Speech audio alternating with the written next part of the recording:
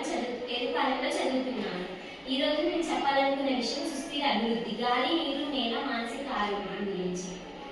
ప్రకృతి పర్యావరణం అందమైనది, మన అందరికీ ఆవశ్యకమైనది, అద్భుతమైనది. మంచి పర్యావరణం మనిషికి ఒక గొప్ప వరం. ఒక సగటు వ్యక్తి ఆనందకరమైన జీవితానికి కావలసిన ప్రతిదీ ప్రకృతి మనకు అందిస్తుంది. అయితే మానవుడు ఆశాజీవి, అభివృద్ధి దిశ అడుగు వేయాలని ఆశతో పర్యావరణానికి హాని కలిగిస్తున్నారు. ఒక విధంగా చెప్పాలంటే మనకి నీడనిచ్చే చెట్లు మనం నరికి వేసినట్టు. ప్రకృతితో కలిసి నడిచే అభివృద్ధి శాశ్వతంగా నిలుస్తుంది. అదే సుస్థిర అభివృద్ధి అనగా ఇప్పటి అవసరాలను తీర్చుకుంటూ రేపటి తరాల అవసరాలకు దెబ్బతీయకుండా చూసుకోవడమే స్థిరమైన అభివృద్ధి. ఒకవైపు అభివృద్ధి పెరుగుతున్నా మరొక వైపు కాలుష్యం కూడా పెరుగుతుంది. ఇది మాత్రం ఎవరు అర్థం చేసుకోవడం లేదు.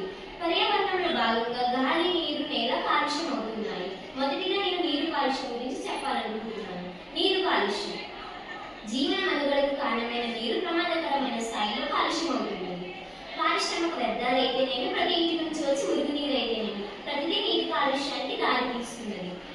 ప్రతి నీటి చుక్క విలువైనదిగా భావించి నీటి కాలుష్యం అయ్యే కారణాలను గుర్తించి నీటి కాలుష్యాన్ని తగ్గించాలి. ఇంకుడు గుంటలాంటి చిన్న చిన్న పనుల ద్వారా నీటి కాలుష్యాన్ని తగ్గించవచ్చు. ఈ విషయంలో మనం నిర్లక్ష్యం చేస్తే మనం పాలు ఎలా కొనుక్కుంటున్నామో రేపటి తరాల వారు స్వచ్ఛమైన నీరుని కొనుక్కోవాల్సిన పరిస్థితి వస్తుంది. తర్వాత నేల కాలుష్యం. జీవం నీరులో పుట్టి జీవి దోహదం చేసేది నేల.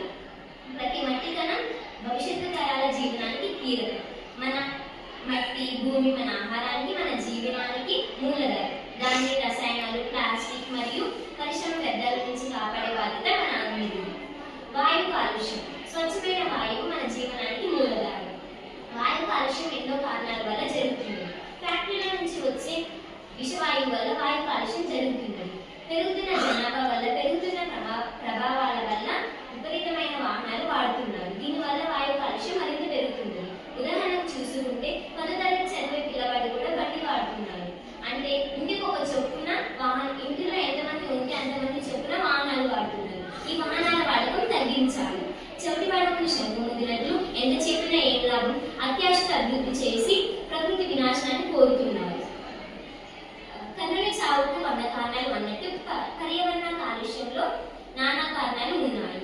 పర్యావరణ కాలుష్యంలో గాలి, నీరు, నేల వేరు కాదు. వీటన్నిటికీ ఒకదానికొకటి ముడిపడి ఉంటుంది.